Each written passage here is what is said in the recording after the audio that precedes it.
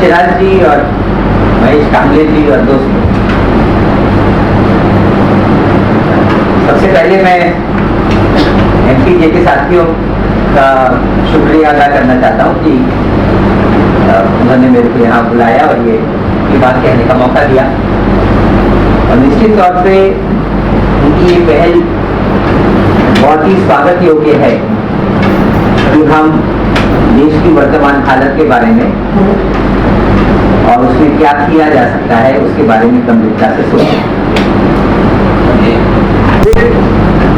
दिक्कत यही है, मतलब मैं शुरुआत में ही एक अपनी बात रख दूं कि जो आपने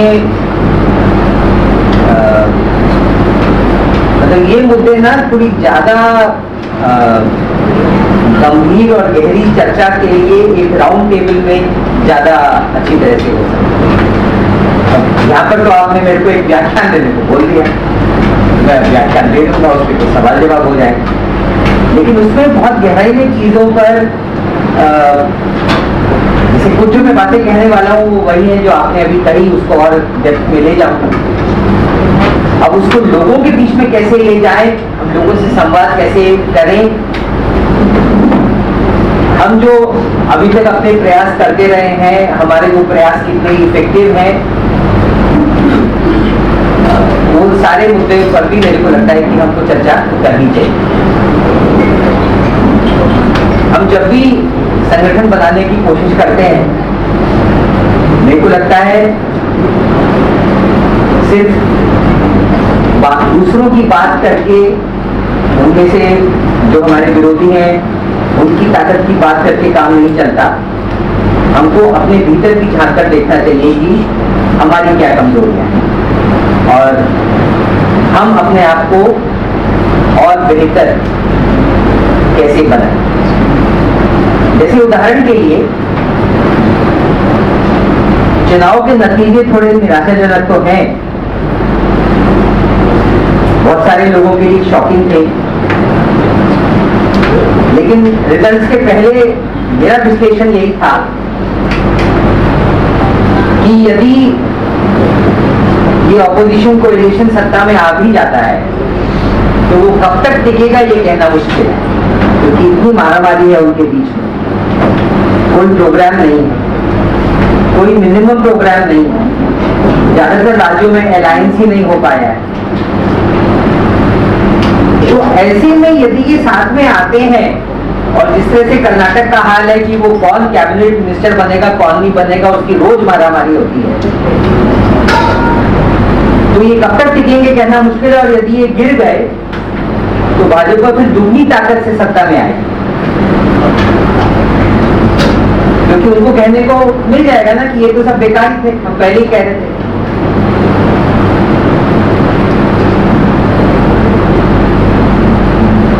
अब ये ठीक बात है कि भाजपा के विरोध में विपक्ष को मजबूत किया जाना चाहिए और इसीलिए हमने भी इस चुनाव में कांग्रेस का प्रचार किया, लेकिन हम भी ये जानते हैं कि हम जिन विपक्ष की बात कर रहे हैं उसमें बहुत कमजोरियां हैं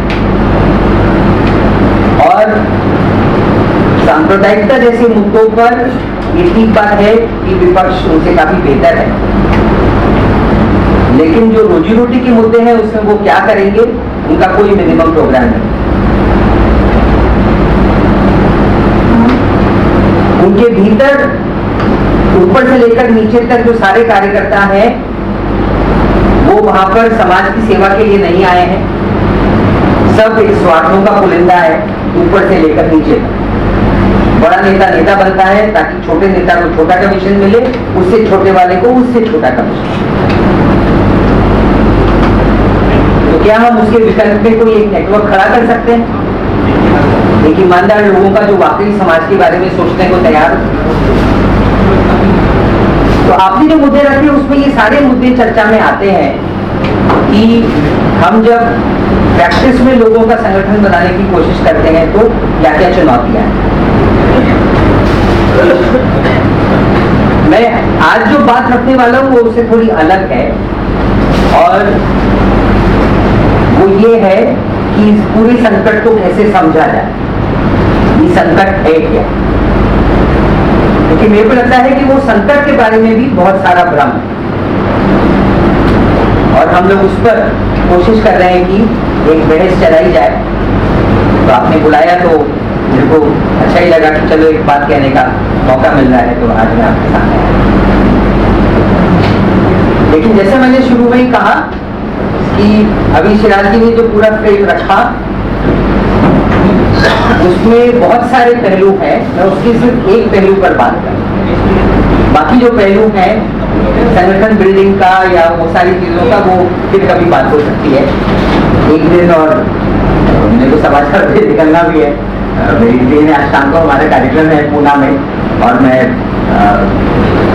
पहले आने को तैयार नहीं था, लेकिन आप लोगों को आज ही दिन चाहिए था, तो मैंने कहा ठीक है मैं अपनी बात कहने के लिए आ जाऊंगा।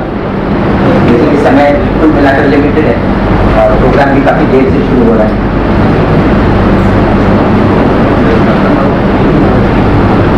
चुनाव हुए और 2014 में भाजपा जीती, और एकदम स्पष्ट हो गया कि असल में भाजपा के पीछे आरएसएस, और पिछले 5 सालों में तो एकदम ही स्पष्ट है। और इसीलिए इस बार का निष्कर्ष का यही निकलेगा कि वो और बड़ी ताकत से केंद्र में आए, और जब वो केंद्र में आए हैं तो तय बात है कि पिछले 5 सालों में उन्होंने इस देश के संविधान के ऊपर और इस देश के जो संवैधानिक मूल्य हैं उस पर जो हमला उन्होंने छेड़ा है वो और तेज होगा।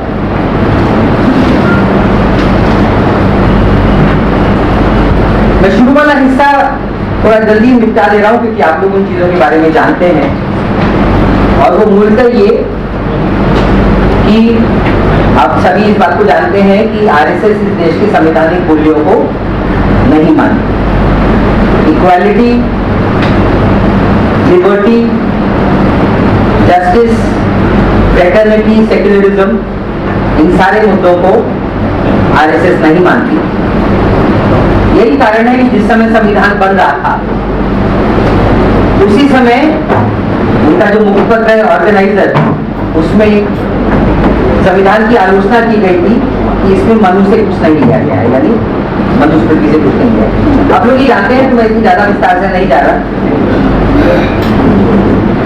अम्बेडकर ने एकदम स्पष्ट किया था संवैधानिक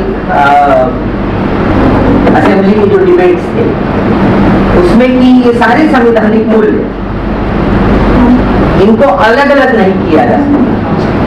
या तो मतलब जैसे आज कई लोगों को लगता है कि ठीक है सेक्युलरिज्म छोड़ दिया जाए, बाकी सब ठीक है, लेकिन ये पॉसिबल ही नहीं। या तो ये सारे मूल्य रहेंगे एक साथ या सभी एक साथ गिरेंगे।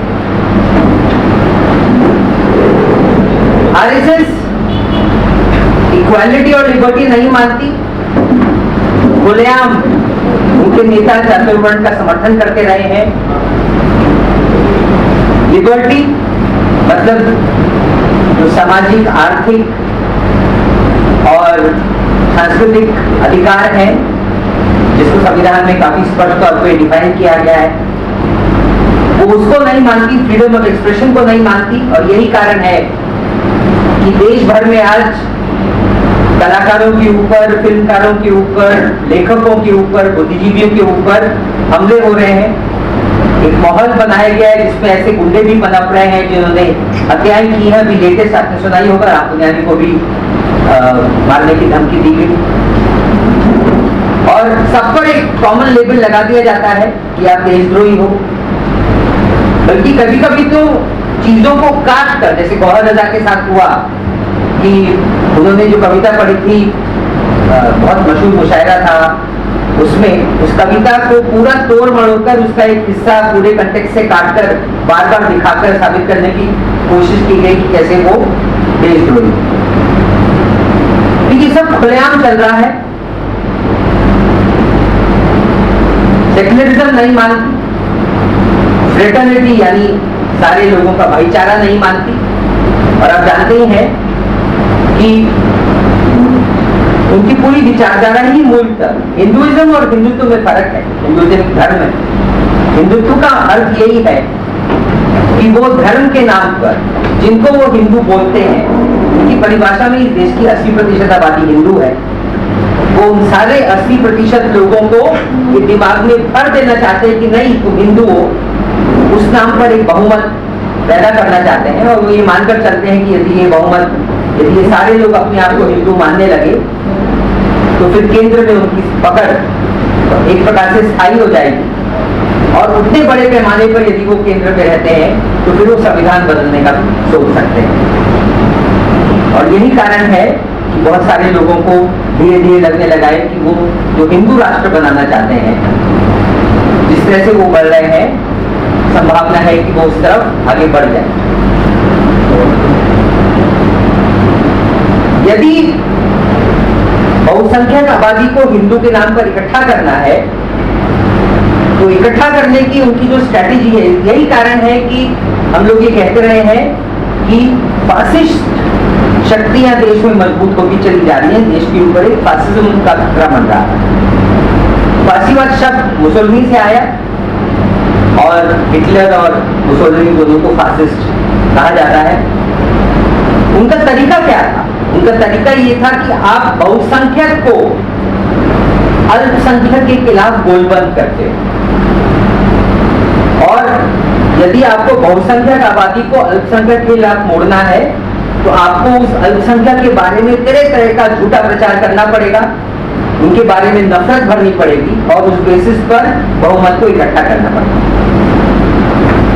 तो आरएसएस यही करती रही है। उन्होंने एक पूरा व्यापक नेटवर्क इस देश में बनाकर उनके कार्यकर्ताओं का, और उनका प्रचार इतना गहरा है कि मैं अभी महेश जी से बात कर रहा था कि कैसे बहुत सारे प्रोग्रेसिव लोग भी आज भले ही अपने आप को सेक्युलर बोले, लेकिन इतिहास के मामले में वो मानते हैं कि हाँ मुसलमानों ने हिंदुओं पर अत्याचार किए। वो कहते हैं कि ठीक है इतिहास में हुआ, आज कम से कम मिलकर रहना चाहिए। प्रश्न है कि इतिहास में भी तो नहीं हुआ था ना, लेकिन लोग इन चीजों को नहीं जानते क्योंकि जो प्रचार है वो कॉमन सेंस बन चुका है, आम आदमी मानने। जिस तरह से शिवाजी के बारे में पांचाली की किताब आई तो स्पष्ट हुआ ना कि इतिहास कुछ और है। तो इस तरह का जो पूरा प्रचार है वो उनका प्रचार इतना भयंकर है। अब तो पूरा जहां जहां पे वो केंद्र राज्य सरकारों में है वहां पे टेक्स्ट बुक्स बदली जा रही हैं, यूनिवर्सिटीज में सिलेबस बदले जा रहे हैं, ताकि उनका जो पूरा इतिहास का नजरिया है वो स्थापित हो जाए और लोगों को सारा मानने लगे कि इस देश में हिंदू मुसलमान लगातार आपस में लड़ते रहे हैं, मुसलमानों ने बहुत अत्याचार किए हैं और अब समय आ गया है उसका बदला लेने का, क्योंकि अब हिंदू संगठित हो। मंदिर तोड़ना, मैं व्याख्याओं पे नहीं जा रहा, हमारी कुछ पुस्तिकाएं यहाँ पे रखी हैं, बाद में देख सकते हैं। उसमें फासीवाद पर जो पुस्तिका है उसमें हमने इनमें से कई चीजों का जिक्र करके और बताने की कोशिश की है कि कैसे वो सारा झूठ था। और उसी तरह से उनके नेता खुलेआम मुसलमानों के खिलाफ तरह तरह के झूठी बातें, अफवाहें, नफरत भरी बातें प्रचार करते रहे हैं, जिसका परिणाम ये हुआ है कि लव जिहाद जैसे अभियान चल रहे हैं। पहली बार इस देश में भीड़ इकट्ठा होकर एक दो मुसलमानों पर हमला करके उनकी हत्या करके, लिंचिंग जिसको बोलते हैं, ये पहली बार मैंने तो पहली बार सुना है। एक्टिविज्म करते हुए 40 साल हो गए। चर्चिस पे हमले हो रहे हैं वगैरह वगैरह, आप ये सारी चीजें जानते हैं। यानी इस देश में एक पूरा माहौल जिसमें कि आज आरएसएस जो चाहती है कि मुसलमान इस देश में एक सेकंड ग्रेड सिटीजन बन के रहे, डर में रहे, और हिंदू अपने आप को उस नाम पर थोड़ा कॉलर ऊपर करके घूमे कि हम एक बहुसंख्यक आबादी है, ये देश हमारा है। एक पूरा इस तरह का वो माहौल बनाने की कोशिश कर रहे हैं। दोस्तों ये मैंने हल्के में समेट दिया क्योंकि ये सारी चीजें आप लोग बात करते रहे हैं। मैं मुख्य मुद्दे पर जाना चाहता हूं, मैं जहां बात फोकस करना चाह रहा था कि समझने की जरूरत है कि ये सब क्यों, क्योंकि ज्यादातर गुस्सा इन्हीं चीजों पर है और उसके पीछे जो हो रहा है वो हमारी नजर में नहीं आता, उस पर कोई चर्चा नहीं करता। अभी शिराज भाई ने जो बातें रखी है, बहुत थोड़े से लोग इस देश में ये बातें कर रहे हैं। जो फांसीवाद का संकट इस देश में मंडरा रहा है, ये सिर्फ इस देश में नहीं है, ये एक ग्लोबल फिनोमेना है, ये जागतिक स्तर पे हो रहा है। अमेरिका में ट्रंप जो सत्ता में आया है वो उसी का प्रतिनिधित्व है।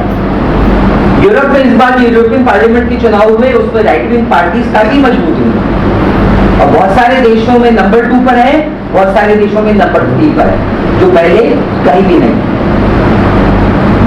ब्राजील में मोदी से ज्यादा भयंकर फासिस्ट के सत्ता में आया है बोल्सोनारो। तो ये जो पूरी दुनिया में माहौल बन रहा है फांसीवाद, और फांसीवाद का मतलब ये कि आप लोगों को इस तरह के मुद्दों पर भड़काकर और इकट्ठा करो और अल्पसंख्यकों पर हमला बोलो। जैसे ट्रंप वहां पर खुलेआम जब चुनाव हो रहा था तो मस्जिद बंद की जाए, मुसलमानों को अमेरिका में आने से रोक लगा दी जाए और दुनिया भर से लोग, भूखे नंगे लोग हमारे देश में आ रहे हैं, माइग्रेंट्स हैं, वो गैर कानूनी है, उन सबको निकाला जाए। ये सारी बातें वो खुलेआम कर रहा है और उस नाम पर सत्ता में आया। ये सारी बातें माइग्रेंट्स और मुसलमानों के खिलाफ, माइग्रेंट्स का एक बड़ा हिस्सा मुसलमान है, ये सही बात है, कम से कम यूरोप के देशों में। उसमें समझना ये जरूरी है कि प्रॉब्लम असल में मुस्लिम्स की नहीं है। प्रॉब्लम ये है कि मध्य एशिया में, सेंट्रल एशिया में और मिडिल ईस्ट में, मध्य पूर्व एशिया में, जब से अमेरिका ने उस पूरे इलाके के तेल पे कब्जा करने के लिए उन देशों पर हमले की शुरुआत की 9/11 का बहाना बनाकर, ये चांस की बात है कि उस इलाके में मुसलमान ज्यादा रहते हैं, तो मामला उसमें मुस्लिम्स पर हमला करने का नहीं, मामला उसमें उस इलाके के तेल के कुओं पर नियंत्रण करना। हमको उसको उस रूप में देखना चाहिए। बहुत सारे मुस्लिम दोस्त उसको जब हम जैसे पूना में जब हम रैली निकालते हैं, जैसे हमने रैली निकाली फिलिस्तीनियों के समर्थन में, बहुत सारे मुस्लिम दोस्त आपकी से जमात वगैरह से जुड़े हुए वो आकर हमको धन्यवाद दिए कि आपने मुसलमानों के समर्थन में रैली निकाली। हमने कहा मुसलमानों के समर्थन में नहीं थी, इंसानों के समर्थन में, और हम फिलिस्तीनियों का साथ दे रहे हैं क्योंकि फिलिस्तीन को उनकी आजादी का हक है। और वो गलत तरीके से हमने एक पुस्तिका भी छापी है बहुत सुंदर फिलिस्तीनी की लिखी हुई कि वो फिलिस्तीन पर जो पूरा हमला है और इजराइल को जो स्थापित किया वो मुसलमानों के खिलाफ का मामला नहीं, वो उस इलाके में अमेरिका को अपना एक बुलडॉग खड़ा करना था, उस इलाके पर नियंत्रण करने के लिए, इसलिए इजराइल खड़ा। तो हम यदि वो जैसे चाहते हैं कि हम रिएक्ट करें, अब जब मिडिल ईस्ट में वो सारे हमले हुए, वो सारे देश एक एक करके तबाह हुए, तो वहां से लोग देश छोड़कर भागेंगे और यूरोप पहुंचे। जैसे दक्षिण अमेरिका में बोल्सोनारो जो केंद्र में आया है, वहां पर वो मुसलमान के नाम पर नहीं आए क्योंकि वहां पे मुस्लिम माइग्रेंट्स नहीं, तो वहां पे दूसरा मुद्दा है। तो इसीलिए प्रश्न ये नहीं है कि माइग्रेंट्स बड़ी संख्या में मुसलमान है, जो कि चांस की बात यह है कि ये मुसलमानों के नाम पर और माइग्रेंट्स के नाम पर ये जो पूरा हवा बनाया जा रहा है, जहां से कि शक आया इस्लामिक टेररिज्म का, ये सारा का सारा हवा जो बनाया जा रहा है, ट्रंप ने जो अमेरिका में किया, यूरोप में जो दक्षिणपंथी पार्टियां कर रही हैं, ब्राजील में जो बोल्सोनारो कर रहा है, फिलीपींस में जो डुटर्टे कर रहा है और यहाँ पर जो भारत में हो रहा है, समझने की जरूरत है कि ये क्यों हो रहा है। और मैं उस मुद्दे पर अपनी बात ज्यादा फोकस करूंगा क्योंकि हमको हमारी लड़ाई किससे है पहले तो वो तो समझे। यदि हम रेत के टीले पर हमला बोलते रहेंगे तो कुछ नहीं होने वाला। अभी ना कुछ दिन पहले हम लोग एक वीडियो देख रहे हैं, वो राम मंदिर एक स्टेशन बनाया है वेस्टर्न लाइन पर, आप लोग जानते होंगे, तो वो जोगेश्वरी के पास को बताया, आनंद पेट्रोलियम की फिल्म है विवेक, उसमें उस पर एक छोटा सा क्लिप है। अब वो सारे गरीब लोग बेरोजगार वो राम मंदिर पर बड़े खुश होकर नाच रहे हैं उसकी शूटिंग। अब वो सारे लोग जो पढ़े लिखे भी नहीं है, बेरोजगार है, उनको उन्होंने सब इकट्ठा कर लिया है सेंटिमेंट्स के नाम पर।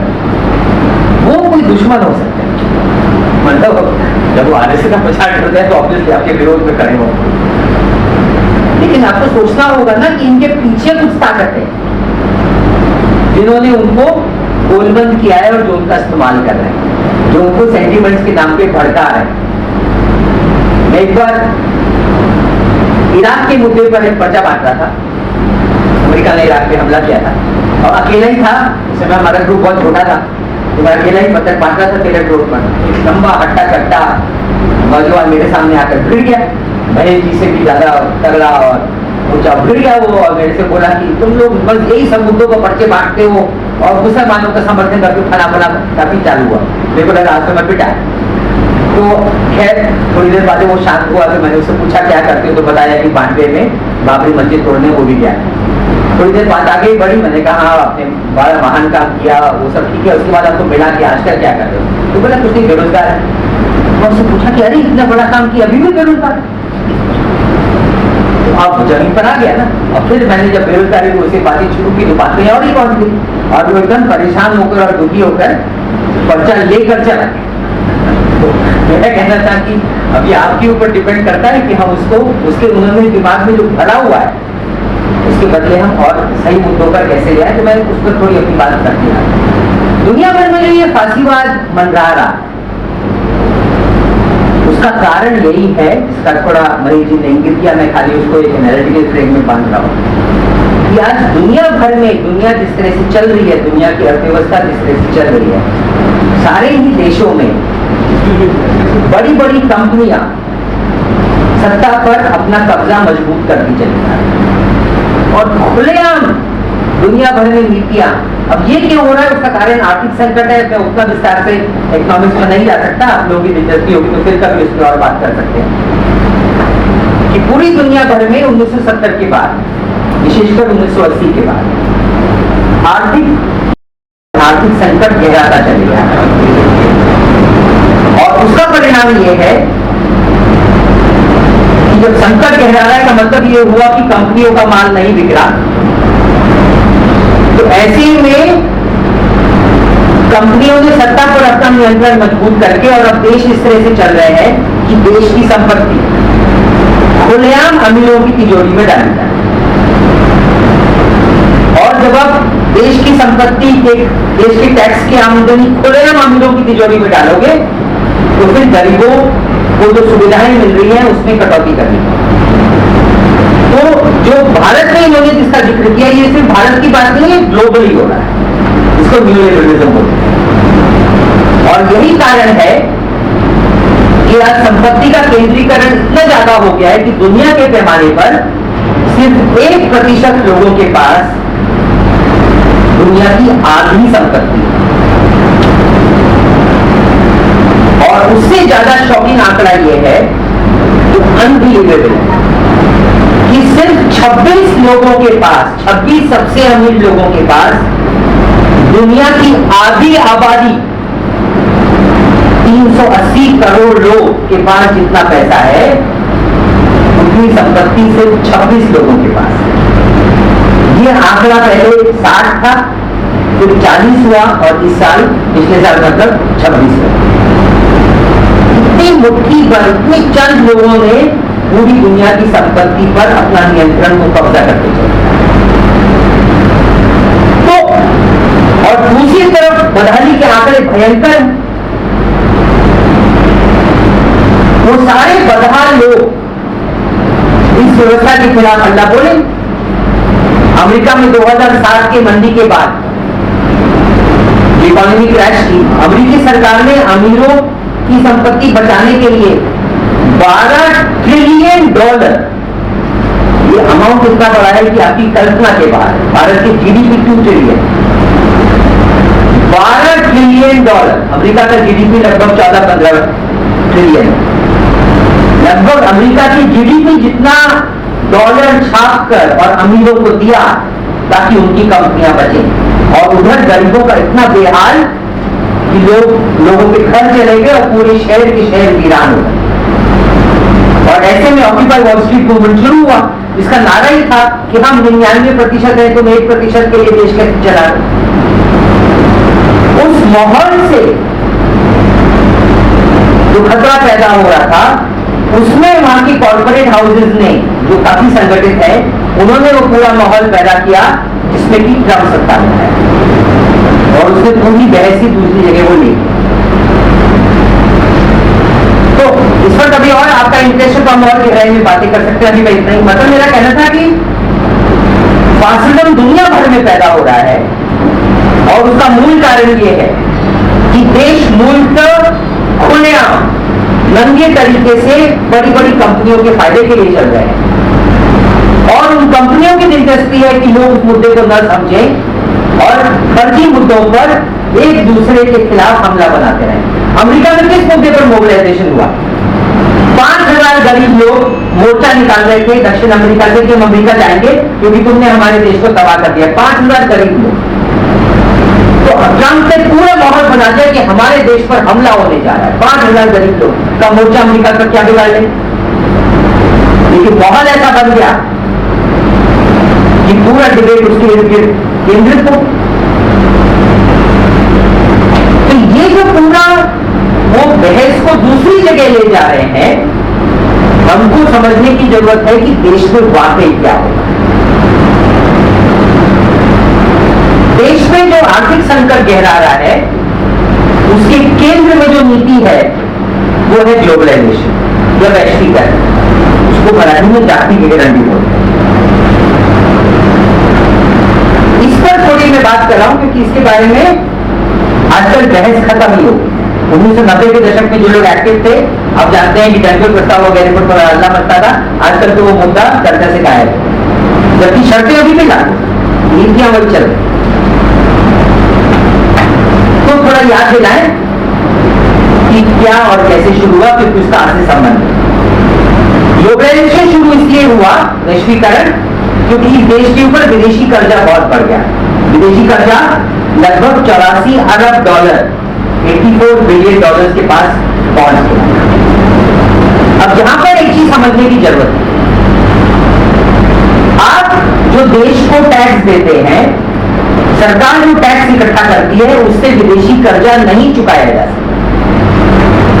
तो क्योंकि विदेशी कर्जा कौन सी करेंसी में है? डॉलर में है, और रुपए की कोई अंतरराष्ट्रीय कीमत नहीं है।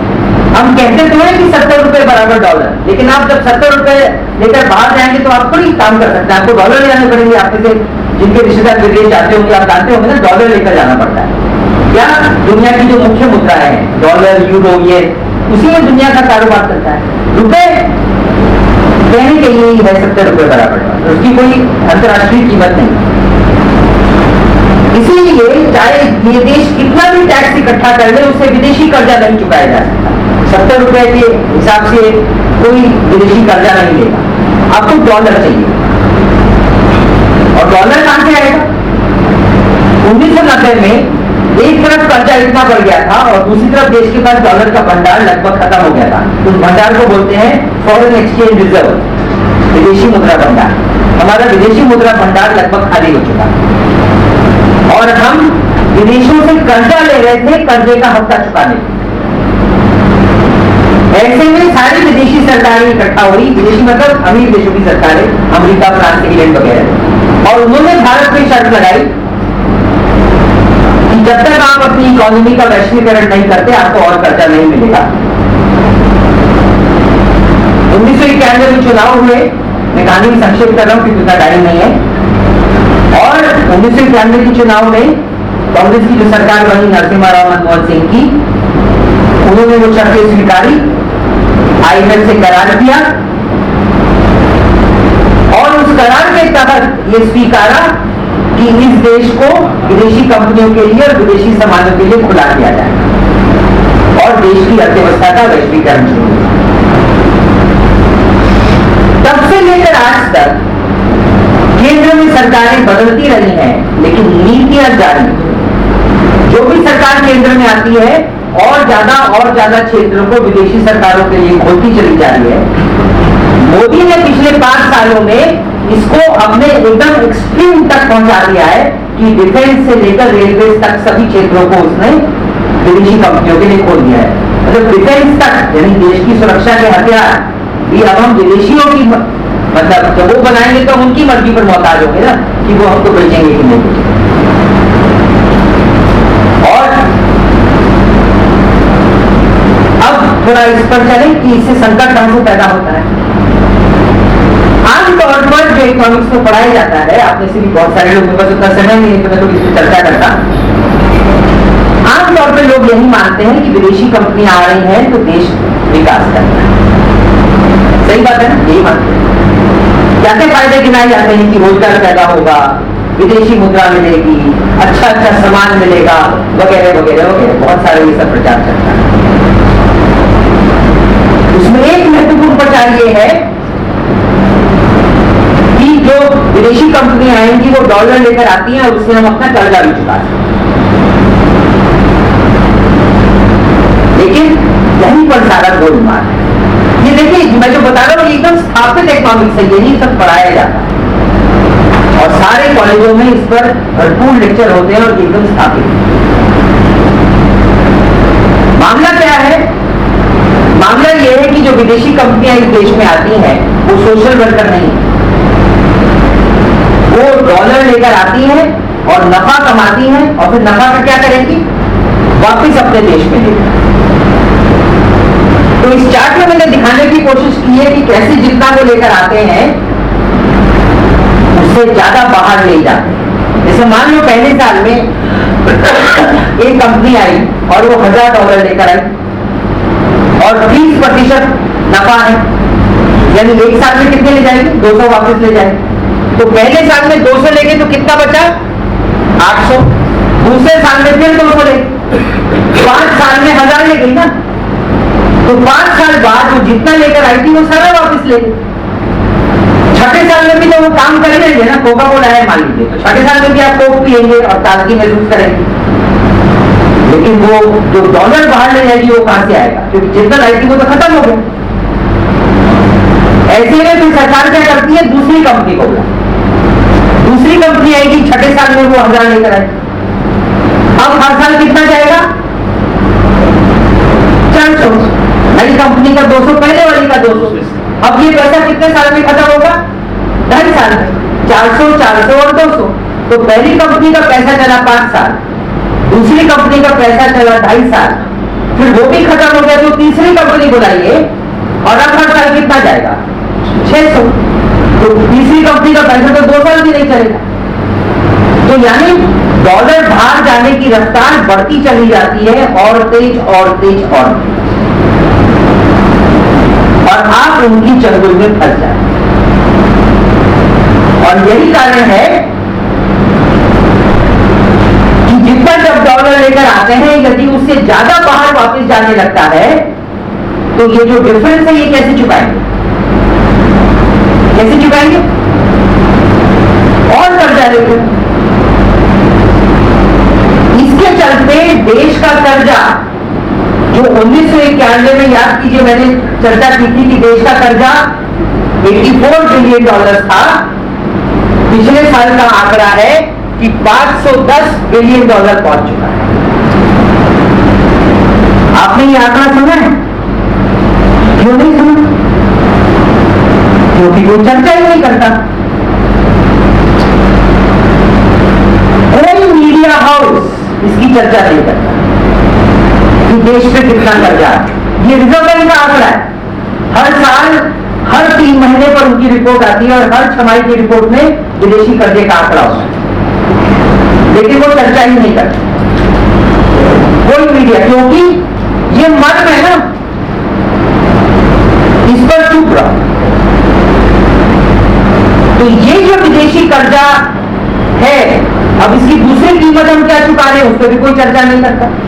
वो कर्जा इस तरह की शर्तों पर है कि जिस तरह से 2 बीघा जमीन में वो गरीब आदमी जमीन गिरवी रखता है और वो कभी कर्जा नहीं चुका पाता और अंत में उसकी जमीन भी चली जाती है।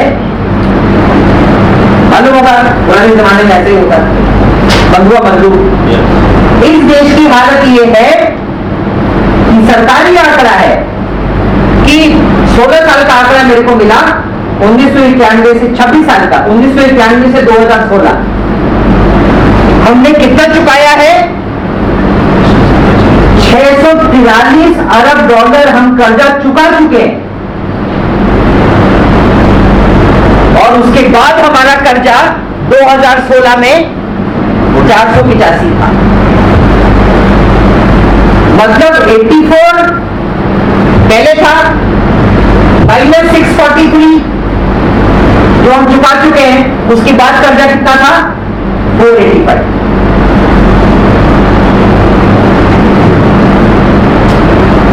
$640 बिलियन हम विदेशियों को चुका चुके हैं। 640 बिलियन डॉलर्स का मतलब होता है लगभग 150 लाख कोटि रुपया।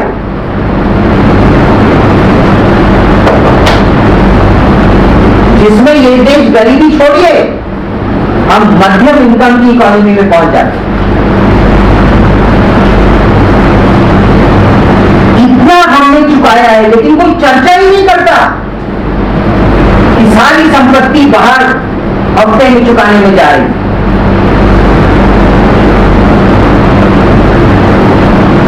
बल्कि उल्टी चर्चा होती है, क्योंकि हम कर्जे के जाल में फंसे और चुकाने का एक तरीका क्या है कि विदेशी कंपनियों को और बुलाओ, तो मोदी दुनिया भर में कंपनियों को घूमते हुए बुला पीछे चल। ये संकट का केंद्र बिंदु है, जिसके चलते कि विदेशी निवेशकों, विदेशी सरकार और विदेशी बैंकों ने हमको यहां पकड़ा हुआ। और ऐसे में जब वो कहते हैं कि ईरान से तेल लेना बंद करो, जबकि ईरान हमको सस्ते में तेल दे रहा है, तो इनको बंद करना पड़ता है, क्योंकि कर्जदार वो है ना। चलो हम कर्जदार हैं और उन्होंने हमको पैसा दिया हुआ है, तो वो जो शर्तें लगाते हैं आपको माननी पड़ती।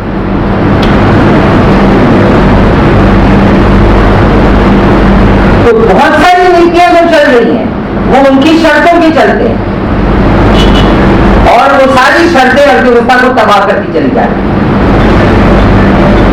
और वो सारी शर्तों से और वो सारी बहस हो ही ना, और देश में इन चीजों पर चर्चा ही ना हो,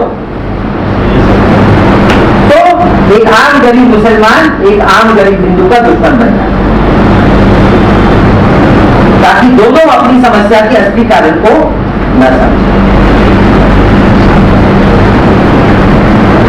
तो जब से ये संकट गहरा हुआ 1991 के बाद से, देश खुलेआम बड़ी कंपनियों के फायदे के लिए चल रहा है।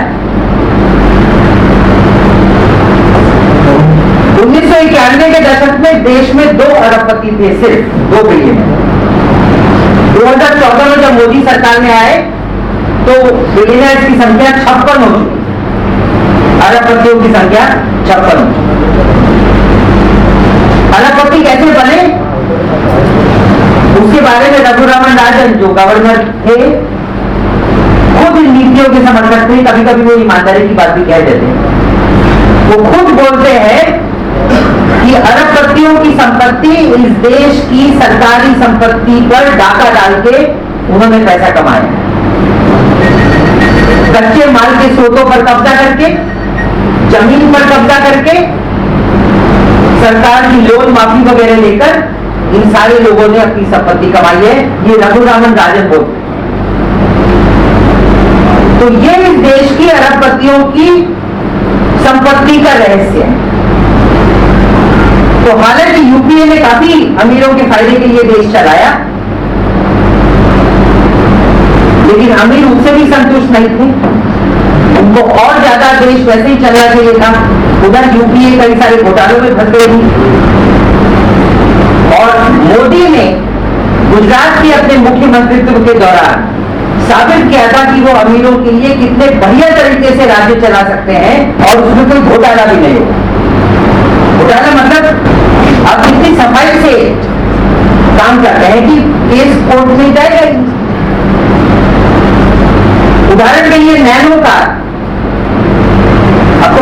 नैनो कार जो 2 लाख की है, उस पर मोदी ने इतना कंसेशन दिया है कि प्रति कार 60,000 रुपए टाटा को मिलता है सरकार से, प्रति कार सब्सिडी। हाँ, चला था, उससे दुगनी तेजी से देश चला। गजब अमीरों की संपत्ति में गजब बढ़ोतरी हुई।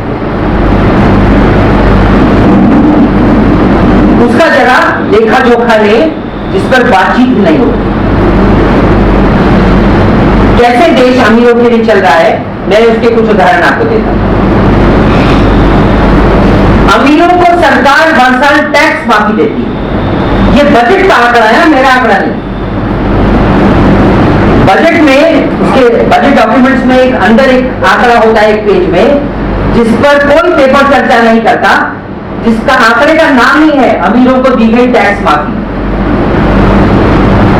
पहले 2 साल को आंकड़ा मिला, तीसरे साल में वो आंकड़ा गोलमाल करके आया, तो मैंने वो एनालाइज करके वो गोलमाल को रिवर्स किया उन्हीं के आंकड़ों से, और असली कितना था टैक्स माफी निकाली। 3 सालों में हर साल 5.5 लाख करोड़ की टैक्स माफी है। 5.5 लाख करोड़। देश का बजट उस समय 18-20 लाख करोड़ हुआ करता था। उसका 25% अमीरों को टैक्स माफी। पिछले 2 सालों का आंकड़ा सरकार ने देना बंद कर, तो मैं मान के चल रहा हूं कि उतना तो होगा ही ना, बढ़ना चाहिए एक्चुअली। तो उतना भी मान लिया जाए तो 5.5 को 5 से गुना कर दीजिए, तो 27.5 लाख करोड़ की टैक्स माफी अमीरों को। 27.5 लाख करोड़ कितना होता है? पिछले साल का बजट 24 लाख करोड़ था। तो जितना बजट में सरकार पैसा इकट्ठा करती है, उससे ज्यादा इन्होंने 5 सालों में अमीरों को टैक्स माफी दे दी। वो नहीं दी होती तो कितना ज्यादा सरकार खर्चा कर सकती थी ना, उन सारे मुद्दों पर जिसकी शिराज जी ने अपने व्याख्यान में अभी इंट्रोडक्शन में चर्चा की। कैसे है खर्च नहीं करना चाहिए। उसके अलावा अमीरों को लोन माफी हो। ये जो नीरव मोदी और मलया के पीछे पड़े हैं ना, वो सिर्फ दिखाने का मामला है। मलया कितने का घोटाला किया? 9,000 करोड़। 9,000 करोड़ क्या होता है?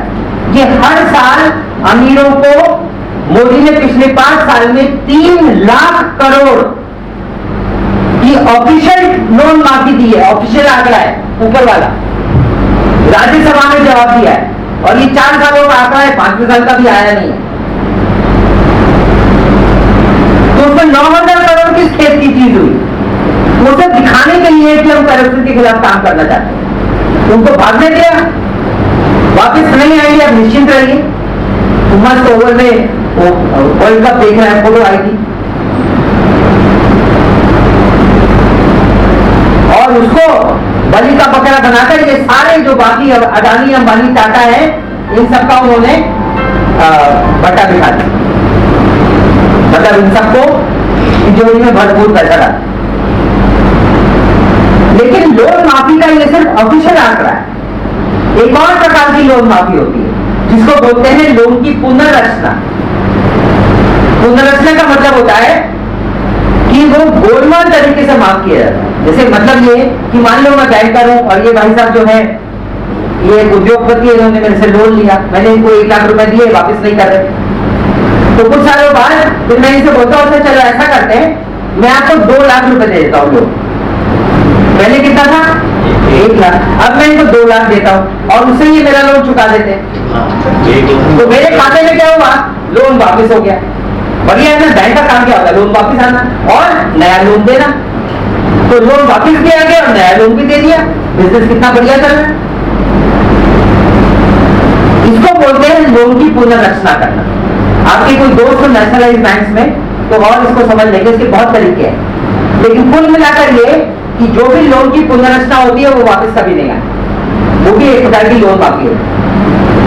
उसका आंकड़ा यूपीए के जमाने में 6 लाख करोड़ था। मोदी उनका बात और भी ज्यादा होगा, लेकिन आंकड़ा हमको नहीं मालूम। पहले आंकड़े आते जाते थे, अब आंकड़े आते ही। तो जितना भी हो 5, 6, 7 लाख करोड़, तो 3 लाख ये, 5, 6, 7 पुनर्रचना वाले आंकड़े। उसके बाद ये सारा करने के बाद 2017 में रिजर्व बैंक ने कहा कि भैया अभी 9.5 लाख करोड़ और लोन है जो माफ करना है। और उन्होंने पॉलिसी घोषित की जिसका नाम मालूम क्या है? Haircut policy. नाम है हेयर कट। मैंने जब पहली बार पढ़ा तो मेरे को लगा मजाक में कहा हो। 3-4 जगह पढ़ा तो मैंने कहा 3-4 जगह एक ही शब्द कैसे आएगा? तो रिजर्व बैंक की साइट पे गए तो नाम ही था हेयर कट पॉलिसी, जिसका मतलब था कि लोन जल्दी जल्दी माफ करो। तो हो ही गए होंगे। तो ये सारे भी जोड़ लेते हो तो कम से कम 15 लाख करोड़ तो कर ही गए लोन माफी के 5 साल में सिर्फ।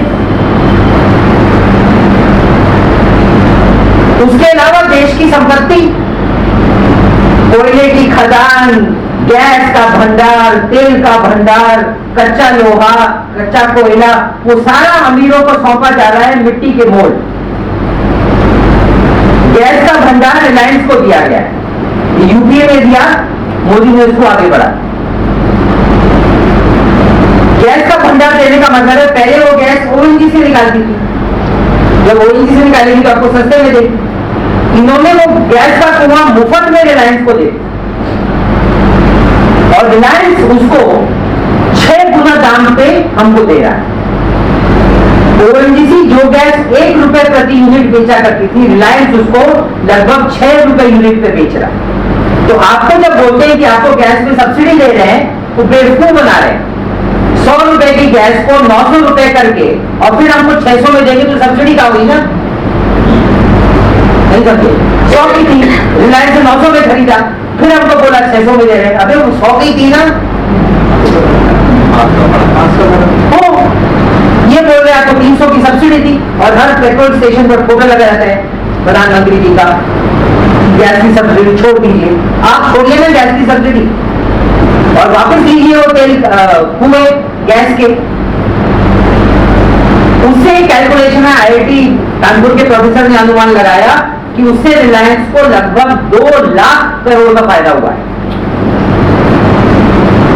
उसी तरह से कच्चा लोहा दिया कॉस्को को, साउथ कोरिया की कंपनी है जो अमेरिका के नियंत्रण में है, उसमें अंदाज यह है कि 3 लाख करोड़ का फायदा हुआ है। और इस तरह के तमाम आंकड़े, ये जो हाईवे बनते हैं, जैसे बॉम्बे से बेंगलोर हाईवे बन रहा है, नहीं बॉम्बे पुणे उसके आगे वाला, पुणे से कोल्हापुर बना रहे हैं, सारे हाईवे जो बनते हैं उसमें सरकार हाईवे बनाने वाली कंपनी को हाईवे बनाने में जितना खर्चा आता है उसका 40% ग्रांट देती है, लोन नहीं, ग्रांट, अनुदान। ऊपर से टोल टैक्स उसी कंपनी की जेब में जाता है। उसको बोलते हैं वाइबिलिटी गैप फंडिंग, वीजीएफ। सिर्फ सड़कों का, और ये हर चीज में होता है, हवाई अड्डे बनेंगे तो मिलेगा, पोर्ट बनेंगे तो मिलेगा, हर क्षेत्र में मिलेगा। मेरे पास सड़कों के आंकड़े हैं क्योंकि वो बजट में आसानी से मिल जाता है। इन्होंने पिछले 5 सालों में हाईवे बनाने पर बड़ी कंपनियों की जेब में 2.5 लाख करोड़ रुपए दिए ग्रांट के रूप में। हर आंकड़ा लाखों करोड़ में। इतने बड़े पैमाने पर इस देश की संपत्ति अमीरों की जेब में इतनी तेजी से डाली जा रही है। और अब एक और भयंकर नीति जो और तेज होगी कि बैंकों और इंश्योरेंस को भी प्राइवेट करने की तरफ कदम बढ़ा रहे हैं। आप में से जो लोग जानकार हैं आप जानते होंगे, एलआईसी इंश्योरेंस, ये जो जनरल इंश्योरेंस कंपनी है जो हेल्थ इंश्योरेंस वगैरह देती है, और बैंक सब धीरे धीरे प्राइवेट होने की तरफ बढ़ रहे हैं। आपकी एलआईसी की पॉलिसी के बारे में आप मानकर चलते हैं कि 20 साल की पॉलिसी में 20 साल के बाद आपको पैसे मिल जाए, यदि आप करे नहीं तो, और मर गए तो परिवार को मिल जाए। तो गारंटी किसकी है? क्योंकि एलआईसी सरकारी कंपनी। दुनिया भर में इंश्योरेंस कंपनियों पे कोई भरोसा नहीं करता क्योंकि वो भुगतान करेंगी या किसी मामले में मामला फंसा कर क्लेम का, और आपको नहीं देंगी, कोई गारंटी नहीं। एलआईसी क्लेम्स का 97% पूरा करती है, उसको बोलते हैं क्लेम सेटलमेंट रेशियो। दुनिया का आंकड़ा है 40%, यानी आधे से ज्यादा क्लेम मिलते ही नहीं। जब ये कंपनियां प्राइवेट हो जाएंगी तो न केवल प्रीमियम के पैसा उन बड़ी कंपनियों की जेब में जाएगा, एलआईसी के पास प्रीमियम का आमदनी 14 लाख करोड़ है, वो प्राइवेट कंपनियों की जेब में चली जाएगी, जो आज एलआईसी सरकार को सस्ते में देती है विभिन्न योजनाओं के लिए, वो प्राइवेट कंपनी की जेब में जाएगा। ऊपर से आपकी इंश्योरेंस की पॉलिसी का कोई फायदा रहेगा कि नहीं, भगवान मालिक। ये सारी नीतियां इस देश में तेजी से लागू हो रही,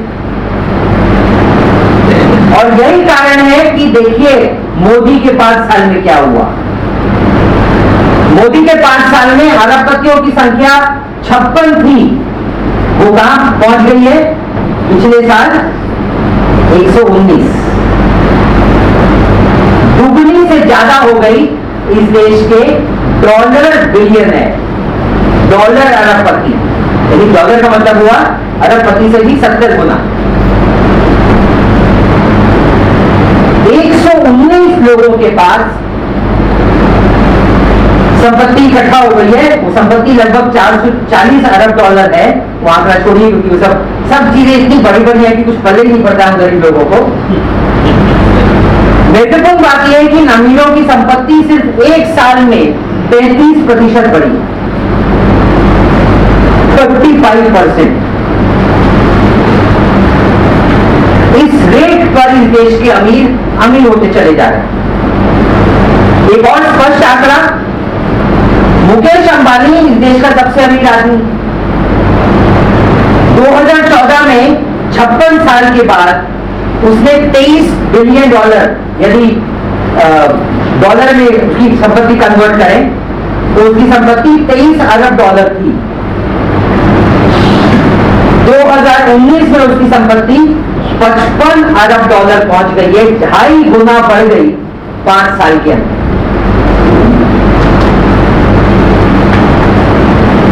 अडानी जो मोदी के बहुत करीब है, जो बड़ा ही बना जब मोदी गुजरात के मुख्यमंत्री थे, पहले वो स्कूटर में घूमता रहा आपके जैसे,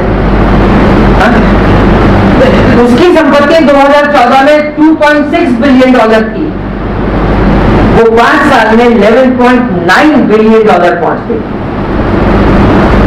5 गुना बढ़े।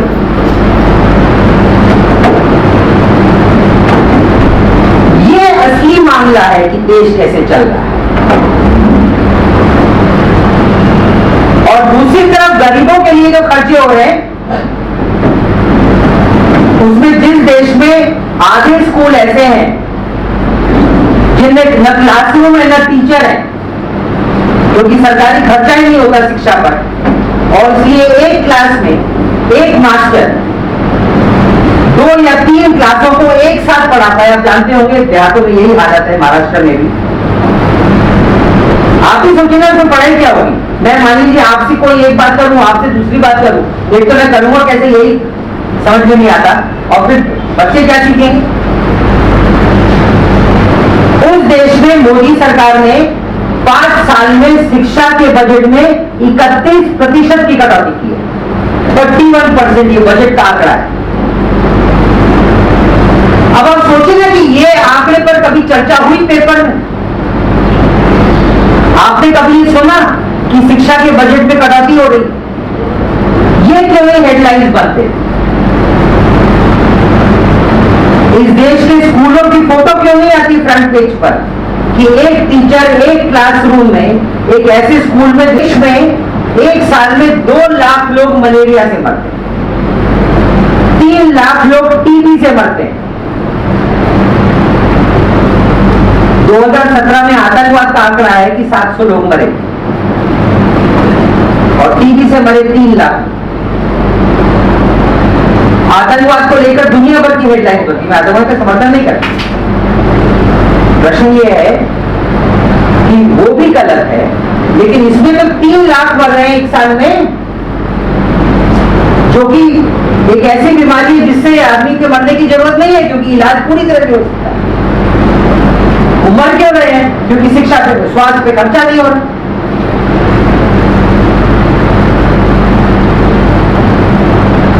दुनिया के 194 देशों में भारत स्वास्थ्य व्यवस्था पर जितना खर्चा करता है उसमें भारत का नंबर सबसे नीचे है, 187 नंबर पर है 194 देशों में। जिसके चलते हमारे ज्यादातर सरकारी अस्पतालों में डॉक्टर नहीं है, सुविधाएं नहीं है, कुछ नहीं है। वो एक CHC चलाते हैं, PHC के ऊपर CHC होता है, कम्युनिटी हेल्थ सेंटर, जिसमें 4 डॉक्टर होने चाहिए। आंकड़ा ये है कि देश भर के जो लगभग मेरे ख्याल से 2500 CHCs है, हर CHC में 4 डॉक्टर होने चाहिए, उनमें 82% डॉक्टर ही नहीं, जितने मिनिमम होने चाहिए। तो सब लोग प्राइवेट में जाते हैं, और प्राइवेट में क्या हाल है आप जानते ही, हर आदमी अफोर्ड नहीं कर सकता, गला काटने का मामला है।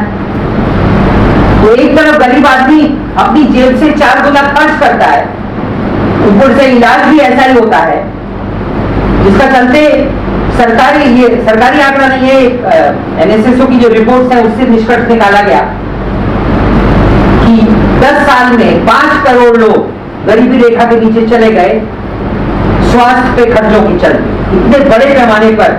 यदि कोई आदमी के घर में कोई बीमार ज्यादा सीरियस हो जाए कि ऑपरेशन कराना पड़े तो उसकी जमीन या घर गिर जाएगा, काफी संभावना। उस देश में स्वास्थ्य का बजट सालाना सिर्फ 60,000 करोड़ रुपए, लोन माफी है सब 15 लाख करोड़, 5 लाख करोड़, 10 लाख करोड़ अमीरों की तिजोरी में डाला जाता है। हाईवे बनाने पर 70,000 करोड़ का सालाना अनुदान देते हैं और स्वास्थ्य पे खर्चा करते हैं 60-65,000 करोड़।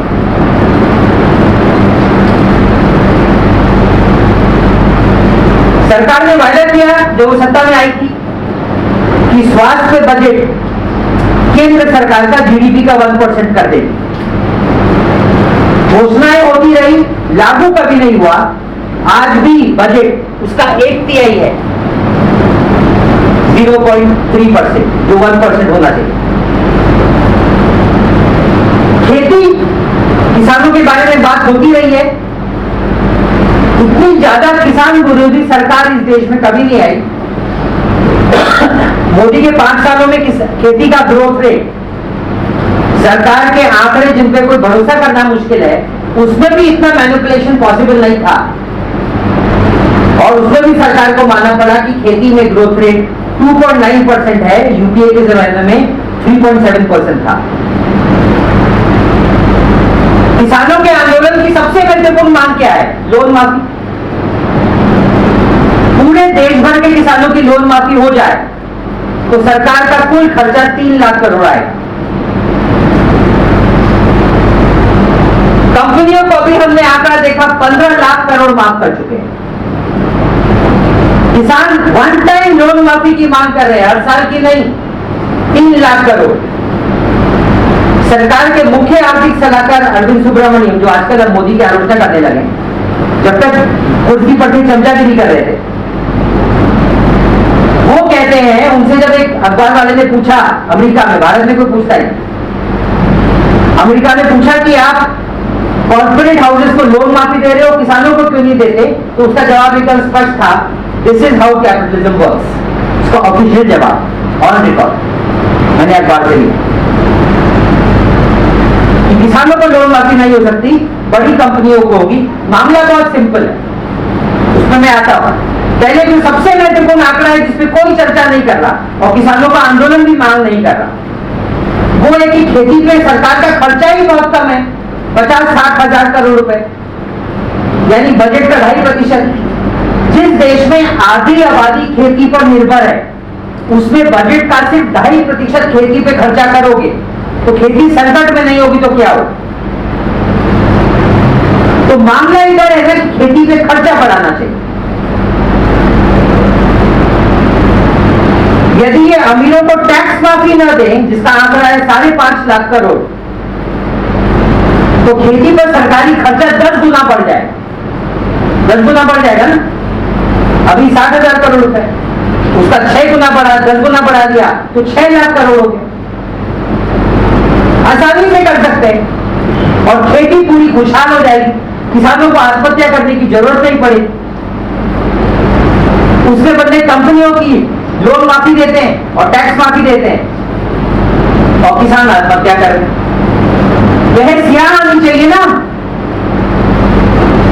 जब हम आंदोलन भी करते हैं तो हमारी मांगे पिन पॉइंटेड नहीं होती और हम ये मुद्दे नहीं उठाते कि उधर करते चले जा रहे हो, हमको क्यों नहीं करते।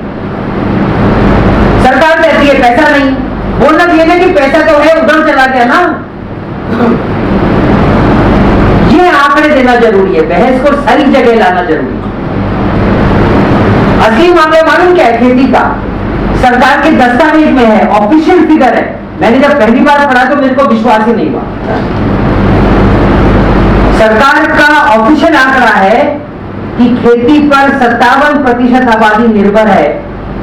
हमको 2022 तक उसको 38% पर लेकर आना है। 20% पॉपुलेशन को खेती से बाहर धकेलना है और वो शहरों में जाकर झुग्गी झोपड़ियों में रहेगी। ये ऑफिशियल पॉलिसी है, सरकारी दस्तावेज की पॉलिसी।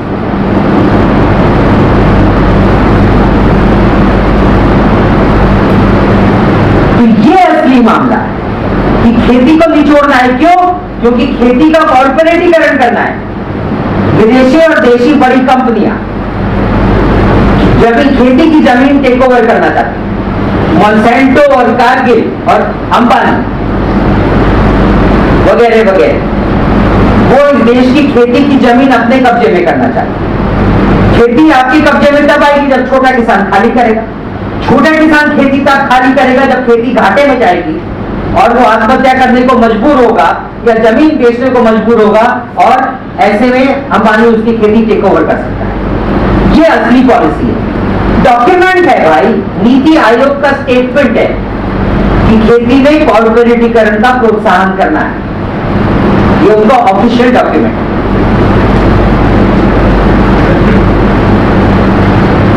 और अंत में बेरोजगारी का संकट।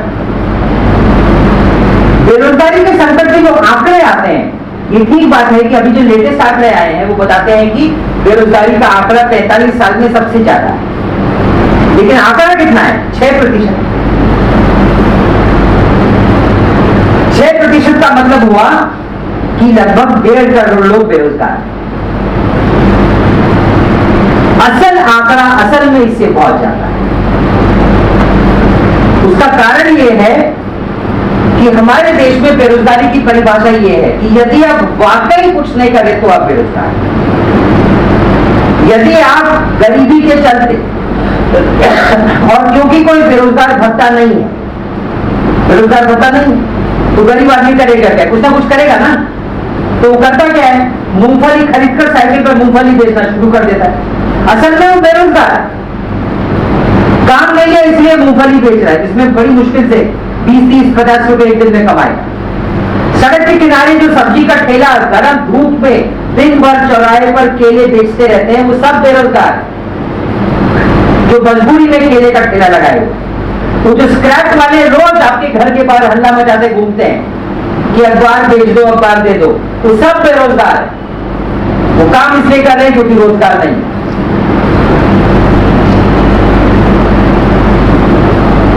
ढंग के रोजगार इस देश में 100 में से सिर्फ 7 लोगों के पास है जिसमें सैलरी है। बस 100 में से 93 लोग जिनको सरकार कहती है कि वो बेरोजगार नहीं है, रोजगार कर रहे हैं। बेरोजगार वो कहती है सिर्फ 6 है, 100 में 6। लेकिन 100 में सिर्फ 7 के पास ढंग का काम है और 100 में से 93 असंगठित क्षेत्र में सब्जी बेच रहे हैं, मूंगफली बेच रहे हैं, कंस्ट्रक्शन में धूप में पत्थर तोड़ रहे हैं या खेती कर रहे हैं वगैरह। असंगठित कामगार जिनको, इनकी आमदनी का आलम देखिए। ये 2015-16 की रिपोर्ट है, उसके बाद आंकड़े आने बंद हो गए। आंकड़ा यह है कि जो लोग रोजगार में हैं, कोई ना कोई काम कर रहे हैं, स्वतः का रोजगार, जैसे रिक्शा चला रहे हैं, मूंगफली बेच रहे हैं, उसको स्वतः रोजगार बोलते हैं ना, जैसे कि बड़ा भारी बिजनेस है मूंगफली बेचना, स्वरोजगार। तो जो स्वरोजगार कर रहे हैं या दूसरी जगह काम कर रहे हैं या ठेके पे काम कर रहे हैं, इनमें से 43% लोग 5,000 रुपए महीने से कम कमाते हैं। 43%। ये सारे बेरोजगार हुए कि नहीं? सब बेरोजगार है, जो मजबूरी में 5,000 रुपए महीने में कुछ होता है क्या? और 10,000 में 84% लोग 10,000 से नीचे कमाते हैं। ये गरीबी का आलम है इस देश में। सरकारी सर्वे है। तो इनमें से आधों को भी बेरोजगार मान लिया जाए तो भी बेरोजगारी 40, 50, 60% होगी ना। ये बेरोजगारी का आलम।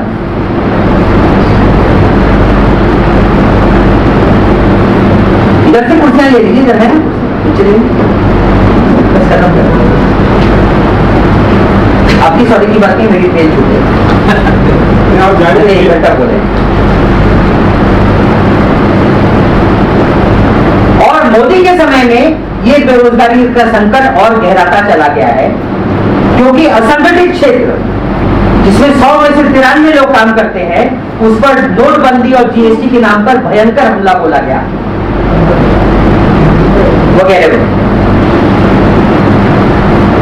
उधर सरकारी क्षेत्र में नौकरी भर्ती बंद है, 24 लाख वैकेंसी खाली है।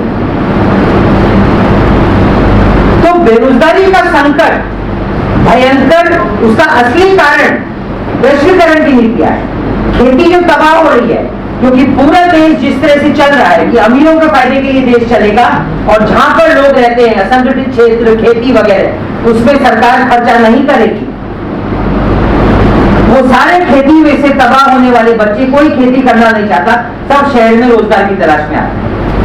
दूसरा बेरोजगारी का कारण, बड़ी बड़ी कंपनियां आ रही है, वो रोजगार का निर्माण करती नहीं, और उनकी कंपटीशन में छोटी कंपनियां बंद हो रही, और अब और तेजी से वही होगा।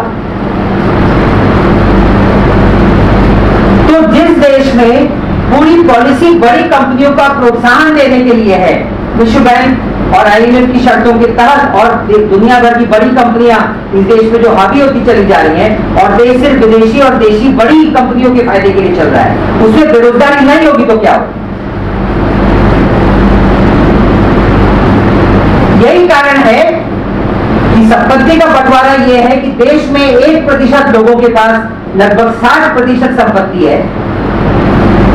इसमें उन्होंने जो चोरी का पैसा बाहर रखा है वो शामिल नहीं है, और नीचे की आधी आबादी के पास देश की सिर्फ 1% संपत्ति।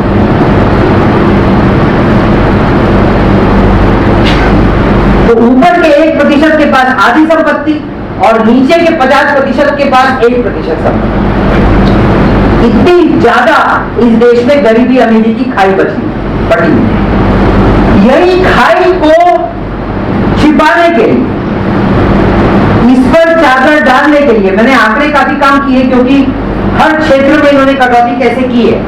आंगनबाड़ी सेवाओं में, मध्याह्न भोजन में, ये पेंशन योजना में वगैरह वगैरह सरकार ने जबरदस्त कटौतियां की हैं। आपको वो आंकड़े देखने हो तो नेट पर भी आंकड़े उपलब्ध है, हमारी पुस्तिकाओं में भी हैं, कि कैसे गरीबों की सुविधाओं पर खर्चे हो ही नहीं रहे, फर्जी योजनाएं घोषित होती है जिसमें कुछ नहीं मिलना होता, और अमीरों की तिजोरी में एकदम मुंडेल कर संपत्ति डाली जा रही है जिसपे कोई चर्चा नहीं करता। और इन सारे मुद्दों से आंख छिपाने के लिए हम लोगों को आपस में लड़ाया जाए और फर्जी मुद्दे देश के मुद्दे बनाए जाए। अब अंत में खाली संक्षिप्त आंकड़े कि यदि सरकार को लोन माफी, टैक्स माफी वगैरह नहीं देगी तो सरकार के पास कितने पैसे इकट्ठा हो जाए। दो किस्म की आमदनी है, एक टैक्स माफी और एक बिगर टैक्स माफी। सॉरी, एक टैक्स आमदनी और एक बिगर टैक्स आमदनी। बिगर टैक्स आमदनी मतलब जो सरकार पब्लिक सेक्टर से पैसे लेती है, जो कोयला वगैरह से बेचकर जो सरकार के पास पैसे आते हैं, तो दो किस्म की सरकारी आमदनी होती है। जो सरकार अमीरों पर खर्चे कर रही है, जैसे हाईवे बनाने पे अनुदान देती है, अमीरों को जैसे उन्होंने नैनो को पैसे दिए नैनो कार के लिए वगैरह वगैरह। रिलायंस को गैस का भंडार दिया, वो सर ओएनजीसी भी गैस बेच सकती थी, तो 2 लाख करोड़ ओएनजीसी को बदले और रिलायंस के बदले ओएनजीसी को मिलते, यानी सरकार को मिलते। यदि ये सारे आंकड़े जोड़ लिए जाएं तो उसका कम करके भी निकाला जाए। इसमें लोन माफी भी शामिल है क्योंकि वो भी बगैर टैक्स आमदनी है ना।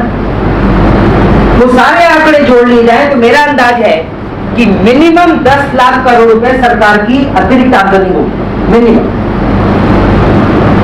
उसके अलावा जो टैक्स आमदनी है उसमें सरकार यदि अमीरों को टैक्स माफी बंद कर दे, जिसका आंकड़ा है 5 लाख करोड़, और ऊपर से अरबपतियों की संपत्ति पर नाम मात्र का टैक्स लगा दे, उसको बोलते हैं वेल्थ टैक्स,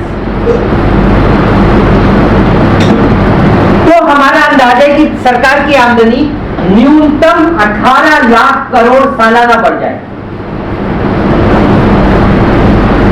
दोनों जोड़ लिए जाएं तो 25 से 30 लाख करोड़ हो जाता है। 28 आता है, 10 और 18 तो थोड़ा कम ज्यादा कर लो, 25 से 30 लाख करोड़ सालाना सरकार की आमदनी बढ़ जाए। देश की शिक्षा व्यवस्था को केंद्रीय विद्यालय स्तर तक करने की और सारे बच्चों को केंद्रीय विद्यालय स्तर तक फ्री शिक्षण उपलब्ध कराने के लिए, सारे देश के लोगों को बढ़िया इलाज कराने के लिए, सारे लोगों को, बुजुर्ग लोगों को 2000 रुपये महीने का पेंशन देने के लिए, राशन की व्यवस्था सुदृढ़ करना, लाल पीले नीले कार्ड खत्म करके सारे लोगों को राशन उपलब्ध कराना और उसमें गेहूं और चावल के अलावा तेल और दाल देना। हमने अंदाज लगाया है, मैं उसके डिटेल्स में नहीं जा रहा, कि कुल मिलाकर सरकार का खर्चा आएगा 15 लाख करोड़, तो भी सरकार के पास 10 लाख करोड़ बच जाए खेती पर खर्चा करने के लिए, रोजगार पैदा करने के लिए, ग्रामीण रोजगार योजना के अलावा शहरी रोजगार योजना शुरू करने के लिए वगैरह वगैरह। इस देश के पास भरपूर पैसे हैं। तो दोस्तों, ये असली मुद्दे, इन सारे मुद्दों पर चर्चा न हो, ये देश जो शुद्ध अमीरों के लिए चल रहा है। देखिए, हिटलर को लोग क्यों जानते हैं? उसने ज्यूस को गैस चेंबर में मारा। उसके पीछे मामला क्या था? मामला था कि जर्मनी के कॉर्पोरेट हाउसेस को, जर्मन जनता को गोलबंद करना था। जर्मनी जो वर्ल्ड वॉर 1 में कॉलोनीज हारा था, वो कॉलोनीज वापस कब्जा करना। जनता पे इसमें मैं जनता का संपादक हूं, देश की सबसे पुरानी मैगजीन में से है, उसमें अभी हम उस पर एक लेख आएगा, कभी पढ़ लीजिएगा। असली मामला वो था, आपको जनता को बड़ी कंपनियों के लिए, युद्ध के लिए गोलबंद करना है, तो एक नकली दुश्मन पैदा करना पड़ेगा ना, जो उन्होंने यहूदियों को दुश्मन बना दिया। यहां पर जो क्रिश्चियन और मुस्लिम्स को, माइनॉरिटीज को दुश्मन बनाया जा रहा है, उसका मुद्दा पूरा ही दूसरा है। उधर पाकिस्तान की ऊपर आईएमएफ की शर्तें लगी हुई हैं, उस पर कोई अखबार चर्चा नहीं करता, अभी शर्तें लगी हैं दोबारा, उस पर कोई चर्चा नहीं हो रही। और इधर भारत में वही नीतियां लागू। इन नीतियों में चर्चा करने के बदले हम सारे लोग फर्जी मुद्दों पर आपस में लड़ाई लड़ रहे हैं। हमारा कहना है कि हमको उन्होंने जो मुद्दे पैदा किए उसका जवाब देने के बदले हमको अपने मुद्दे, जो सही मुद्दे हैं, जो जनता के मुद्दे हैं, जिसमें सारे लोग इकट्ठा होंगे, हिंदू मुसलमान सब, क्योंकि रोजगार सवाल हिंदुओं और मुसलमानों का ही नहीं, सबका है, खेती सबका मुद्दा है। हम यदि सही मुद्दों पर लोगों के बीच में जाएं और एक ऐसी भाषा इस्तेमाल करेंगे जो लोगों को समझ में आए,